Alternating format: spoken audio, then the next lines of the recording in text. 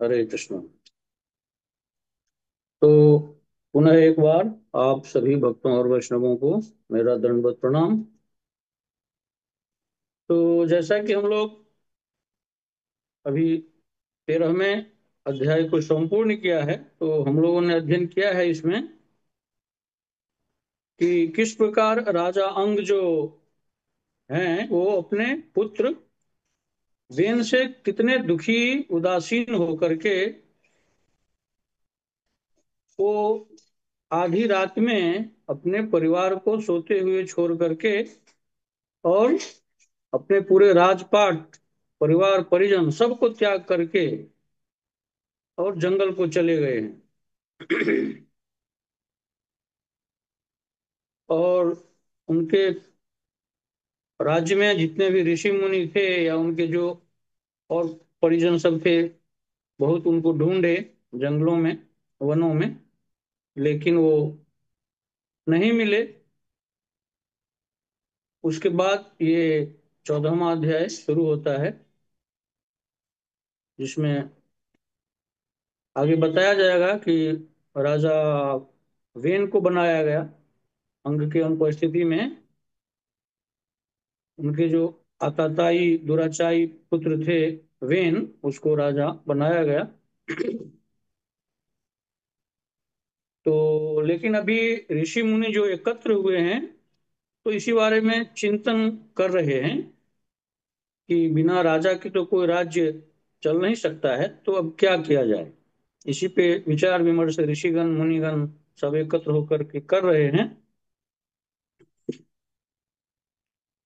तो इस प्रस्तुत श्लोक 14वें अध्याय का जो है पहला श्लोक, उसमें मैत्रेय जी बता रहे हैं विदुर जी को। मैत्रेय उवाच ऋग्वादयस्ते मुनयो लोकानां क्षेमदर्शिनः गोप्तर्य सति वै नृणां पश्यन्तः पशुशाम्यताम्। महर्षि मैत्रेय ने आगे कहा, हे महावीर विदुर, भृगु इत्यादि ऋषि सदैव जनता के कल्याण के लिए चिंतन करते थे। यानी जब पहले के जमाने में जब राजा रजवाड़े होते थे, पहले राजाओं का ही शासन होता था, तो उस समय भी राजा जो अपने राज्य का संचालन करते थे, वो ऋषि मुनियों या कुल गुरुओं के सलाह के मुताबिक ही करते थे। जो लोग मार्गदर्शन देते थे, सलाह देते थे, जितने राज्य में ऋषिगण होते थे, मुनिगण होते थे, उनके राजपुरोहित होते थे, कुलगुरु होते थे, वो सब जैसे जैसे राजाओं को निर्देशित करते थे, आदेश देते थे, सलाह देते थे, उसी हिसाब से राजा अपना राजपाट चलाते थे। तो चूंकि अभी कोई राजा वर्तमान में रह नहीं गया, क्योंकि जो राजा अंग थे वो तो अपने पुत्र के अत्याचार से, प्रताड़ना से, या वो इतना दुराचारी था, तताई था कि वो इतना विरक्त हो गए, उनके मन में इतना वैराग्य आ गया कि आधी रात को अपने परिजन को, परिवार वालों को सोते छोड़ करके राजपाट का त्याग करके जंगलों में चले गए। तो अभी तो कोई राजा है नहीं। तो वही विचार विमर्श अब हो रहा है कि बिना राजा के तो राज्य चल नहीं सकता है, तो अब क्या किया जाए। आगे अनुवाद में लिखा हुआ है, जब उन्होंने देखा कि राजा अंग की अनुपस्थिति में जनता के हितों की रक्षा करने वाला कोई नहीं रह गया, तो उनकी समझ में आया कि बिना राजा के लोग स्वतंत्र एवं असंयमी हो जाएंगे। अभी सारे ऋषिगण जिसके नेतृत्व कर रहे हैं, भृगु ऋषि, सब विचार विमर्श कर रहे हैं कि अभी राजा अंग तो इस राज्य को छोड़ करके चले गए, तो अब जनता के हितों की रक्षा करने वाला, जो जनता की सेवा कर सके, जनता का कल्याण कर सके, राज्य सुचारू रूप से चल सके, इसके लिए अब क्या करना चाहिए। क्योंकि राजा के बिना राज्य में अराजकता फैल जाती है, पूरा और संतुलन हो जाता है कानून व्यवस्था। और राज्य की जो जनता है बिना राजा के स्वतंत्र हो जाएंगे और संयमी हो जाएंगे, अराजक हो जाएंगे। तो यही चिंता अभी सारे ऋषि मुनियों को हो रही है। तो आगे तात्पर्य में जगत गुरु श्री प्रभुपाद जी बता रहे हैं। इस श्लोक में क्षेम दर्शिना शब्द महत्वपूर्ण है, जिसका संदर्भ इन लोगों के लिए है जो लोग सदैव जनता की भलाई की चाह रखते हैं। भृगु की अगुवाई में समस्त ऋषि सदैव सोचते रहते थे कि ब्रह्मांड भर के लोगों को किस प्रकार आध्यात्मिक स्तर यानी आत्म पद तक उठाया जाए। यही भृगु मुनि की अगुवाई में ऋषि मुनि लोग मंत्रणा कर रहे हैं, विचार विमर्श कर रहे हैं कि अब राज्य पाट को कैसे चलाया जाए, किसको राजा बनाया जाए ताकि राज्य की जनता सुखी रहे,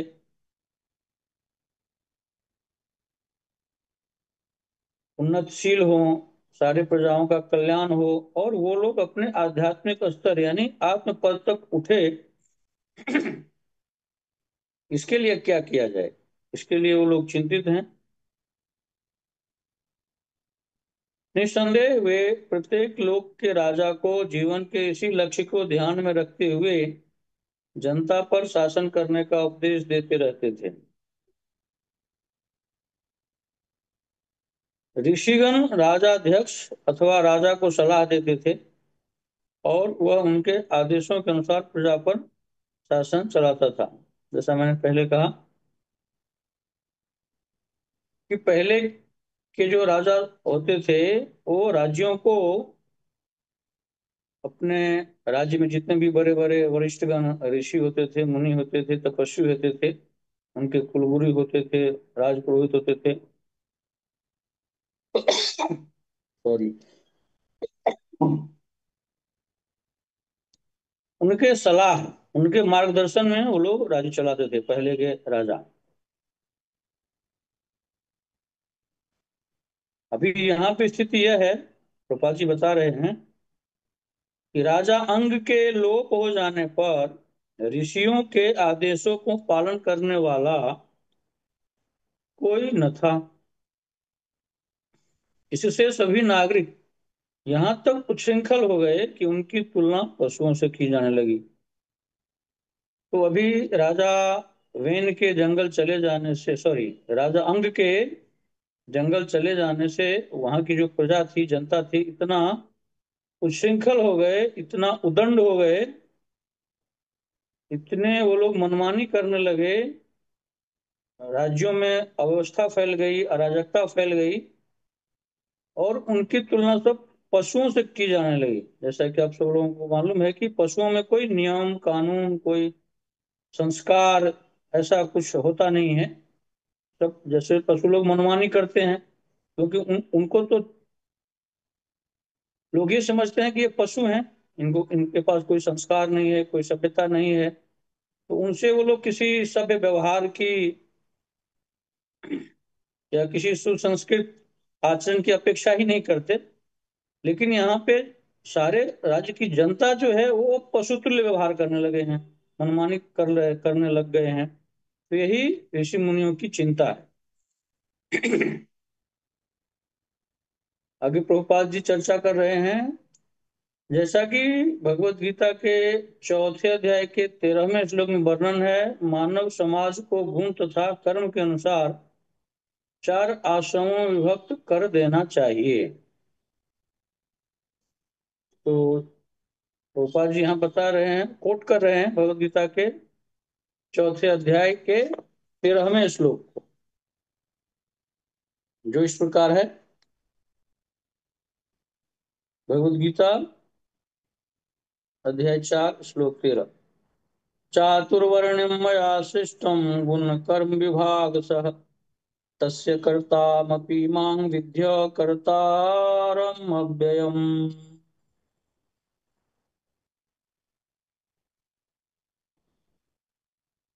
इस श्लोक में प्रभुपाद जी तात्पर्य बता रहे हैं कि जो चार वर्ण की जो व्यवस्था की गई थी, ब्राह्मण, क्षत्रिय, वैश्य और शूद्र, ये किसी भी राज्य को सुचारू रूप से चलाने के लिए, व्यवस्था बनाए रखने के लिए ये चार वर्णों की व्यवस्था की गई थी, और ताकि राज्य सुचारू रूप से चल सके। तो इस श्लोक के तात्पर्य में प्रभुपाद जी बता रहे हैं कि सर्वप्रथम बुद्धिमान मनुष्यों का वर्ग आता है जो सत्वगुणी होने के कारण ब्राह्मण कहलाते हैं। वर्णाश्रम धर्म में पहला स्थान जो है वो ब्राह्मण का है, दूसरा क्षत्रिय, तीसरा वैश्य और चौथा शूद्र। तो सर्वप्रथम बुद्धिमान मनुष्यों का वर्ग आता है जो सत्वगुणी होने के कारण ब्राह्मण कहलाते हैं। द्वितीय वर्ग प्रशासक वर्ग का है, इन्हें रजोगुणी होने के कारण क्षत्रिय कहा जाता है। वैश्य कहलाने वाले लोग रजो तथा तमोगुण के मिश्रण से युक्त होते हैं, और शूद्र या श्रमिक वर्ग के लोग तमोगुणी होते हैं। तो ये प्रभुपाद जी बता रहे हैं।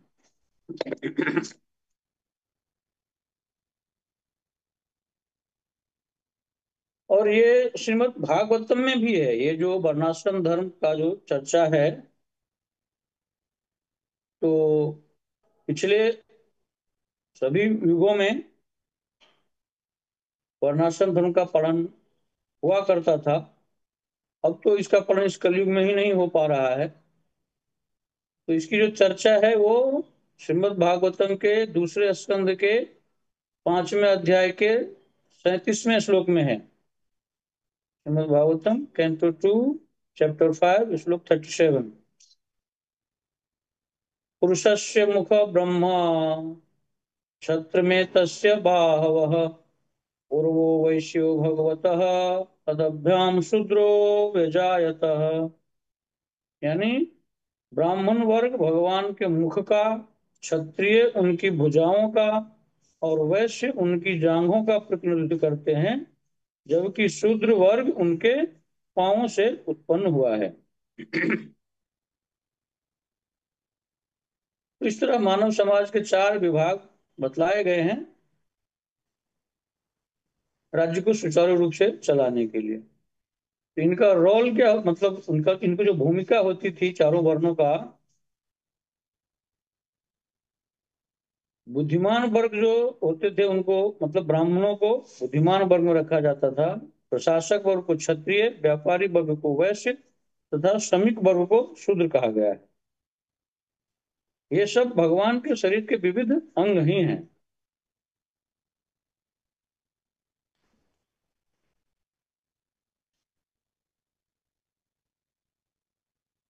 आगे प्रभुपाद जी इसकी व्याख्या कर रहे हैं।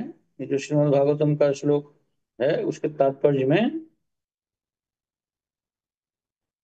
कि चारों वर्णों के जो कर्म होते हैं और उनके उत्तरदायित्व क्या होते हैं उसका वर्णन किया गया है कि बुद्धिमान वर्ग के लोगों या ब्राह्मणों का उत्तरदायित्व भगवान के साथ हमारे संबंधों का प्रसार करना तथा सामान्य जनता को सही मार्ग पर लाना है। क्योंकि ब्राह्मण लोग वेदाध्ययन करते थे, कर्मकांडी होते थे, तो वो पूरे राज्य में जनता को वेदों का, शास्त्रों का, पुराणों का ज्ञान प्रदान करते थे, सनातन धर्म का प्रचार प्रसार करते थे, जनता को शिक्षित करते थे, उनमें आध्यात्मिकता का प्रचार प्रसार करते थे। ये जो था ब्राह्मणों का कर्तव्य हुआ करता था। प्रशासक वर्ग यानी क्षत्रियों का धर्म होता था सारी जीवों की रक्षा करना, क्योंकि कोई दुश्मन, कोई शत्रु किसी जीवों पर हमला न करे, आक्रमण न करे, उसका हत्या न करे। तो ये जो इसका जो भार था वो क्षत्रियों पे हुआ करता था।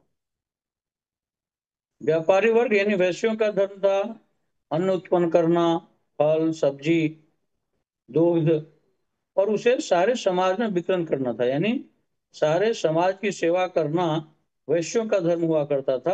अन्न उत्पन्न करके, कृषि करके, व्यापार करके, दुग्ध फल ये सब उत्पन्न करके उससे सारे समाज को, जनता को सेवा करना, ये वैश्यों का धर्म था। श्रमिक वर्ग या शूद्र, जो चौथा वर्णाश्रम धर्म में है, शूद्रों का, श्रमिक वर्ग का, उनका कर्तव्य अन्य उच्चतर वर्गों की सेवा करके सहायता पहुंचाना।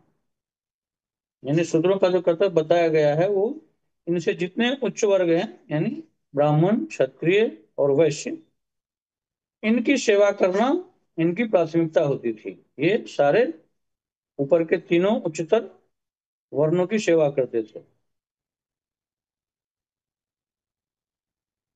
तो इस तरह से वर्णाश्रम धर्म में चार विभाग किए गए। ब्राह्मण जो वेदाध्ययन करते थे, पूजा पाठ करते थे, कर्मकांड यज्ञ आदि करना इनका मुख्य कर्म होता था। आजकल के कलयुग में अब ये तो लोप होता जा रहा है, लगभग लुप्त होता जा रहा है, क्योंकि कलयुग का प्रभाव है। सिर्फ पाखंड रह गया है, थोड़ा बहुत है अभी भी, ऐसा नहीं है कि बिल्कुल ही लोप हो गया है। लेकिन अब इन सब चीजों पे पाखंड और बाह्य आडंबर हावी होता जा रहा है, क्योंकि उस तरह का अब वैदिक विद्यालय भी नहीं है, विश्वविद्यालय भी नहीं है, तो वेदाध्ययन कहाँ होगा। ब्राह्मण लोग पूजा पाठ भी जो करते हैं वो अपनी सिर्फ उदर पूर्ति के लिए, अभी जीविकोपार्जन का एक साधन बनकर रह गया है। तो उस तरह का कर्मकांड यज्ञ अब होता नहीं है, कलयुग में ये सब संभव नहीं है। नहीं तो अन्य युगों में, सतयुग में, त्रेता में, द्वापर में, ब्राह्मणों का मुख्य जो कर्तव्य होता था यही होता था, वेद अध्ययन करना, पठन पाठ पठन करना, दूसरों को अध्ययन करवाना और खुद भी अध्ययन करना, पूजा पाठ करना, कर्मकांड यज्ञ आदि करना। दूसरा वर्ग क्षत्रिय, इनका पहले जैसे राज्य में एक राजा के ऊपर दूसरे राजा का जो आक्रमण होता कर देते थे, हमला कर देते थे राज्य पर कब्जा करने के लिए, तो इन क्षत्रियों का, उस राज्य के क्षत्रियों का ये कर्तव्य होता था कि दूसरे राज्य के दुश्मनों से युद्ध करना, अपने राज्य की दुश्मनों से रक्षा करना। ऋषि मुनियों को जो यज्ञ में राक्षस लोग व्यवधान पहुंचाते थे, यज्ञ नहीं करने देते थे, तो ऋषि मुनियों की रक्षा करना, उनको बिना किसी बाधा के यज्ञ संपन्न करने में क्षत्रियों का बड़ा योगदान रहता था। ऋषि मुनियों की रक्षा करते थे उस राक्षसों से। और जंगलों में हिंसक जानवर वगैरह लोग भी आते थे जो ऋषि मुनियों को खा जाते थे, उनको सुचारू रूप से यज्ञ नहीं करने देते थे। तो इन हिंसक जानवरों से बचाना, शिकार करना, ये भी क्षत्रियों का धर्म माना गया है। वैश्यों का जो कर्तव्य होता था, जैसा बताया कि कृषि करना, गो पालन करना, गो संरक्षण करना, खेती करना, धन धान्य उत्पन्न करना, फल सब्जी दुग्ध उत्पादन करना, व्यापार करना, और इन चीजों से राज्य के जनता की, प्रजा की सेवा करना, ये सब वैश्यों का धर्म था। और जैसा कि बताया गया है कि शूद्रों का जो चौथा वर्णाश्रम धर्म का जो चौथा अंग है, श्रमिक वर्ग शूद्रों का, वो सेवा करके राजा महाराजाओं को, जमींदारों को, सामंतों को, राज्य की प्रजा को वो सेवा करते थे। इस तरह से चार वर्ण जो उनकी स्थापना की गई थी ताकि सुचारू रूप से चल सके।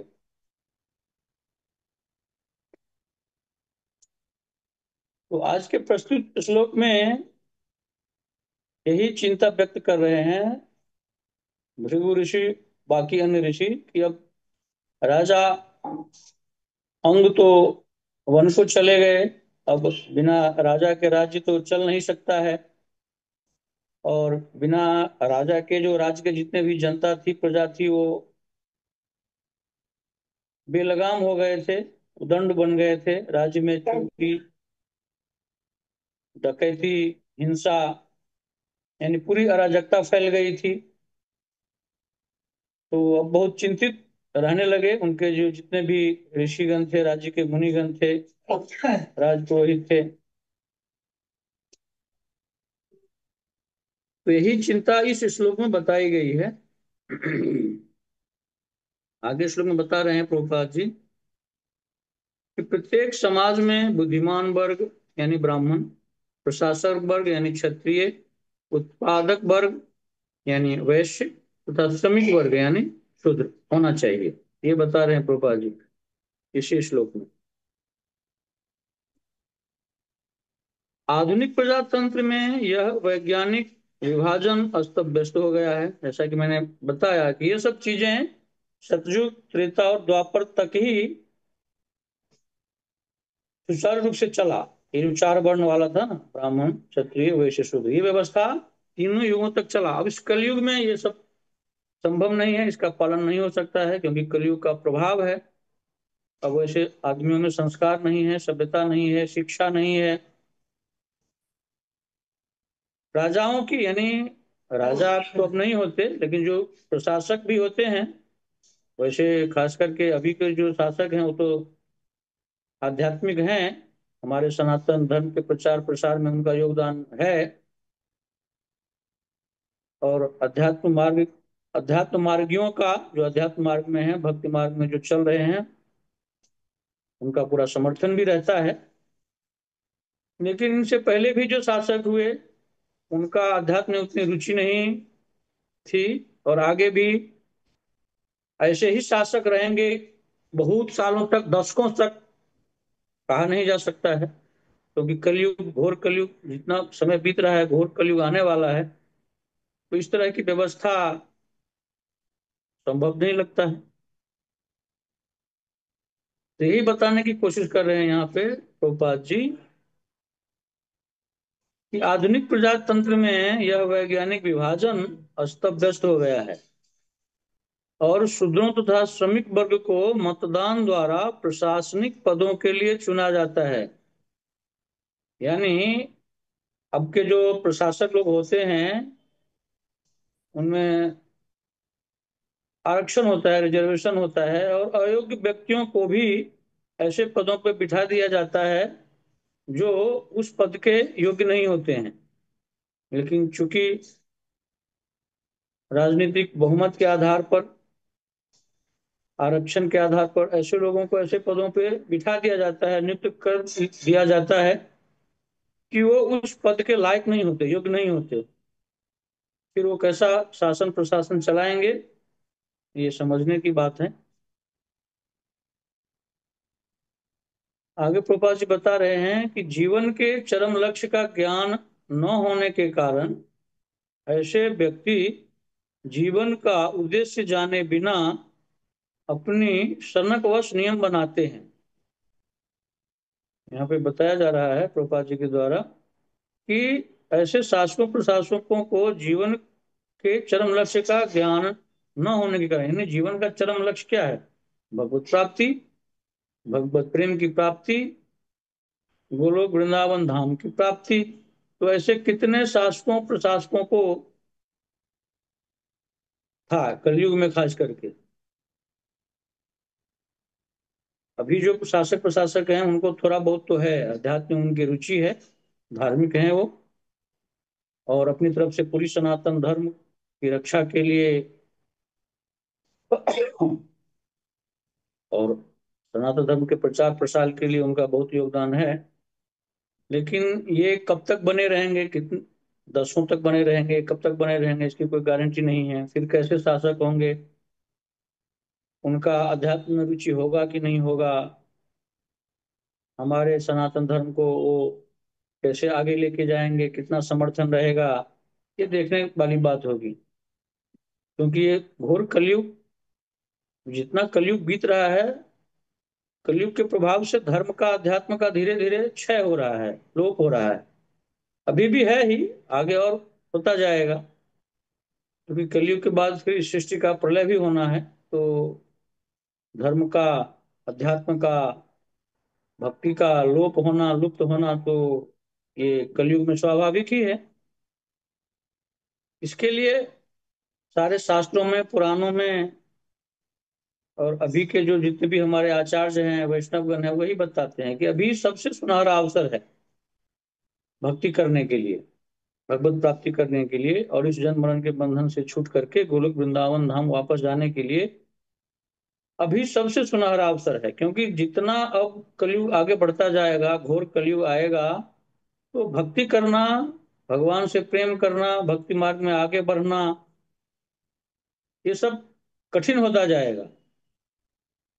क्योंकि आताताई, दुराचारी, पापाचारी, अधर्माचारी लोग बढ़ते जाएंगे।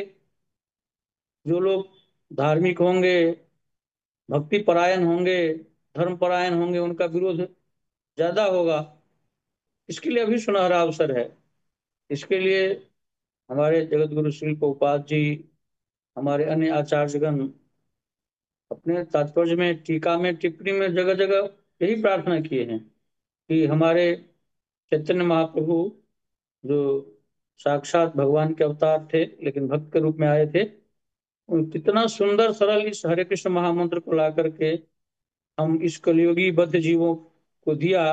कितना भगवत प्राप्ति सरल कर दिया कि सिर्फ इस महामंत्र के जप करने से, कीर्तन करने से हमारा यह मानव जीवन सार्थक हो सकता है।